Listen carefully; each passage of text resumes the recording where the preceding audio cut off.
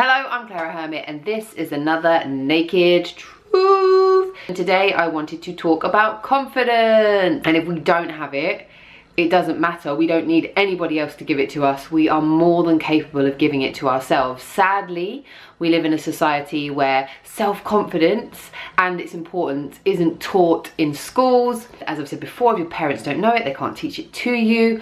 But self-confidence is what makes the difference between having a good life or having a great life or having an okay life and having an amazing life. Because without self-confidence, we don't have the ability to action any of the things that we want to do, because we don't have the confidence to believe in ourselves and to believe that those things can work. And you could be sitting here watching this and thinking, yeah, great, it's important, but I've literally got none of it. I was so shy. I used to be so shy that I really struggled to have conversations with people, and it's taken me years and years pushing myself to do things that scare me, to grow my confidence. So if you're sitting there right now thinking, yeah, but I've never had confidence, I'm never going to have confidence, I don't like myself, all of that kind of stuff, then you need to look at me and see the stuff that I've done in my life, the things that I'm doing now, and realise that even if you feel like you're at point zero, if you're willing to put into the work, you can get to point hero on the self-confidence scale. Without it, you won't enjoy anything, you'll feel really self-conscious, your self-esteem will be low, and even if you're in a situation and there's loads of amazing stuff happening around you, you won't appreciate it because you'll have those low feelings about yourself. And I've been there as well, and I know that that is not a nice place to be. Self-confidence is just about having the ability to believe in yourself and to know that you can achieve what you set out to achieve. It's liking yourself enough that you will talk to anyone and understand that if that person isn't very nice to you, or if that person has a problem with you, that is nothing to do with you. So you don't take on board other people's emotions or other people's issues or other people's problems with you. You know who you are, you're confident in who you are. It doesn't mean that you're happy all the time, it doesn't mean that you're positive all the time. Part of being human is having different emotions. So when those emotions come, we embrace them, we experience them, but we also need to know when to say bye. Shunning them away or pushing them away is not going to help us, because they will just end up getting blocked and stuck somewhere within us and rearing their ugly head at some other point, and we don't want that to happen.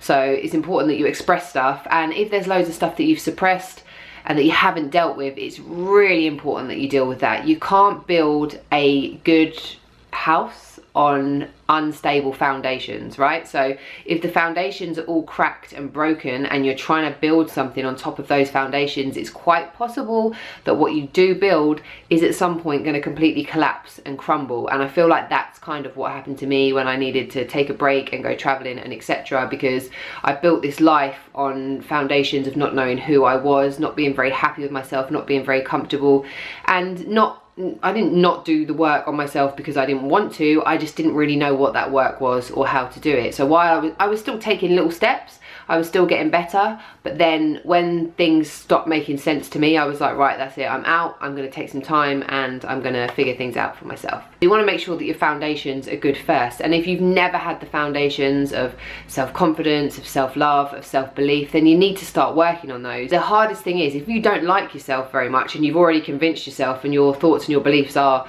that, you know, you're not good enough, you're not worthy, you're not a very good person, then to go from having those thoughts and beliefs to start having self-confidence, what can you have self-confidence in? Because you've already told yourself that you have nothing to offer, you're worthless, etc, etc.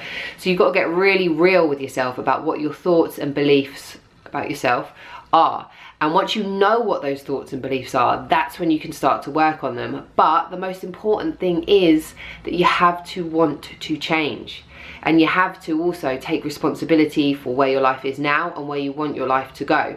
Because yeah, people might have been horrible to you, you might have been through really tough, traumatic, awful experiences, but they are in your past and you can't go back to that time and change those things. You're in the situation that you are in right now, and it's your choice in this situation that you're in right now how to think, how to believe, and how to move forward. If you continue to live now in the past. So if you keep reliving those experiences of the past, allowing other people's words to become your own thoughts and your own beliefs, then you're giving away control. But when you take responsibility and say, right, okay, it's up to me how I think, it's up to me what I believe, that gives you a position of power, because that means that you can change what you think, you can change what you believe, and thus you can change your whole entire life. If you're someone who's not very confident and you want to start building that self-confidence, you have to start doing something small every single day that scares you. It might be that when you go to the supermarket or you go to the shop to buy something,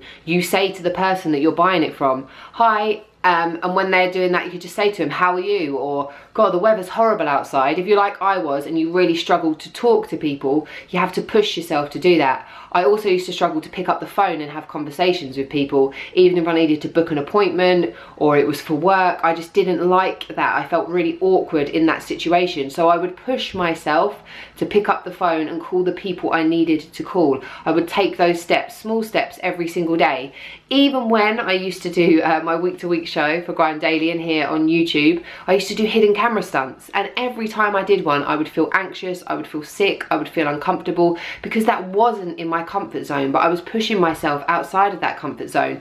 And every time you manage to achieve something outside of your comfort zone, your self-confidence elevates just a little bit. It doesn't have, you can't just overnight go from being one thing to being something else. You have to put in the work. So it's about elevating yourself every single day, growing and nurturing your self-confidence, pushing yourself a little bit further, and knowing that if it doesn't go to plan, or if you don't get the response you hoped for, that your whole world doesn't have to fall apart.